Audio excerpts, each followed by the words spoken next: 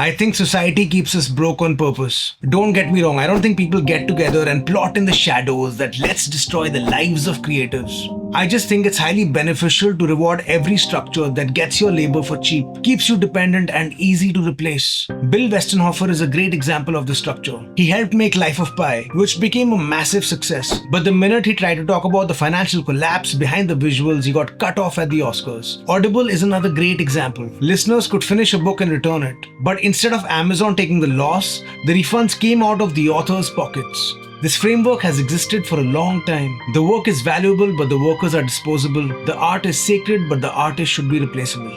In this video, I want to try and examine why society keeps its creatives broke. Chapter 1. Why this feels personal. If you've engaged with being a creative at any level, you probably already know the feeling. The work that comes out of you feels like magic. The act of creating something from nothing. But rarely is it treated as work with any actual real value or something that needs to be paid for. Johan Segrest's research on effort-reward imbalance helps explain why. When the effort is high and the work is personal and the reward does not match, it does something to you. It stops feeling like a bad month and starts feeling like something is wrong with you. Now let's add the creative twist to this. People act like your passion is a justification to undercut you, that you will do it anyway and your love for the work is enough payment. Who needs food or water or electricity? That is the insult, I think, at the center of this whole thing. Other people get paid and respected. You get told that the work itself is a reward. And after years of being told this, you start to believe it. And the lie plants itself firmly inside your head. What I do doesn't matter. I love doing it and they'll never get it, and that's okay. Good things don't happen to me, they happen to other people. I must not be good enough. I chose to do this, so I can't expect stability. These thoughts that live inside your mind are unfortunately useful to other people. Because a creative person who feels ashamed of needing security is much easier to underpay. That is why this feels so personal. We were told that this is just how life is. While the truth has always been that artists are exploited first and then told that this is the way of life. And I would see these internal thoughts as mental imbalances if they weren't so profitable to other people. Creative pursuits have some of the most money available there is in the system. It's just that none of it is coming to you. The creator economy alone was supposed to be worth $205 billion in 2024 and growing. So money being in the system is clearly not an issue. How it's being distributed is. Chapter 2. This did not start with you. One of the most dangerous things about being a creative in the modern world is that it makes your struggle feel private. Like you just have bad luck or bad timing. Like you're not good enough to figure it out or not strong enough to handle the pressure. Again, we could entertain these thoughts if they hadn't been happening for so goddamn long. Billie Holiday was treated like a threat when she sang Strange Fruit. Hilma af Klint pioneered abstraction years before it was taken seriously and was later pushed to the outer edges of the story. This pattern is old. Pierre Bourdieu wrote about it in a way that still feels current. In art, people are often paid in prestige when they don't want to pay them in money. People pay artists with respect, recognition, mystique, anything but a fair wage. People start suspecting artists the minute they become strategic about their career. You're pure as long as you stay out of the market. But if you try and stay inside it, you are corrupt. And I think this is because a secure artist is harder to control, while a starving one can be bought with a good meal and a few coupons of beer. This is why even after 40,000 years of art and creative work, we still uphold the starving artist myth. It flatters you while shrinking you. It makes deprivation look deep and power look ugly on you. So you're not imagining a bad vibe when you think people start getting uncomfortable when you start treating your work as work. You're running into a very old rule. Be meaningful, not powerful. Chapter 3. How the system keeps you weak.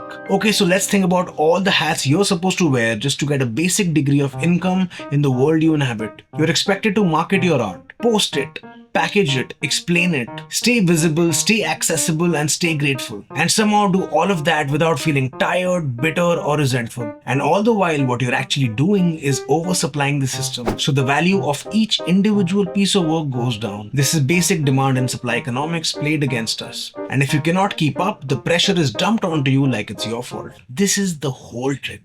Instead of saying that the setup is exploitative, we end up saying that maybe this is not for me. Maybe I'm just too reserved to keep up up with this. Maybe I'm just bad at this. All the while never being told exactly what you're supposed to be good at anyway. It's a hamster wheel going nowhere. Brooke Erin Duffy's work on aspirational labor explains a lot of this. A huge amount of creative work runs on delayed hope. Post now and maybe it will pay off later. Do free work now and maybe it becomes exposure. Stay visible now and maybe the algorithm will notice you later. That maybe is carrying this whole damn scam on its shoulders. Because while you are living on maybe and some hope, somebody else is making money for sure. A few companies keep all the power while the entire risk is dumped onto you. You're treated like a stock that these companies didn't even invest in. You're supposed to put in all of the work. Master hidden systems that you have no possible way of understanding. And if by some miracle of God you learn how to win or play the system, the profit is shared. But if you lose and you can't figure it out, the loss is your own. How is this not straight up exploitation? And the fact that big tech,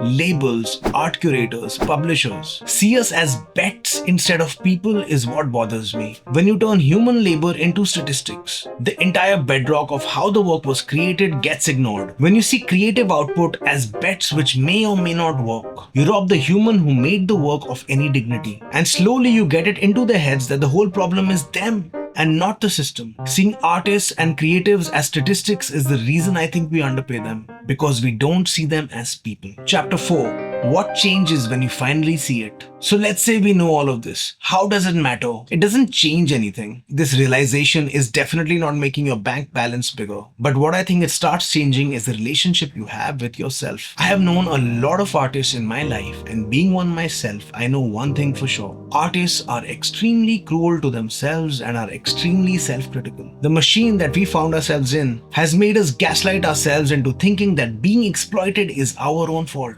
It's genius if you think about it. If nothing else, we can at least try and mend our relationship with ourselves. And to stop labeling systemic exploitation as our own personal failure. Every time we feel guilty about not posting or not keeping schedule, it's the machine winning, not you. That's not how anyone can make anything amazing. Sendil Mullainathan's work on scarcity explains something terrifying. When money is tight for long enough, it eats cognitive bandwidth. It becomes harder for us to think long term. And not thinking long term is the reason we make rash decisions. And we end up saying yes to things that will harm us and our career in the long term. If you're always in survival mode, we cannot think about abundance. And without being able to imagine it, we promise ourselves that we will actually never end up in abundance.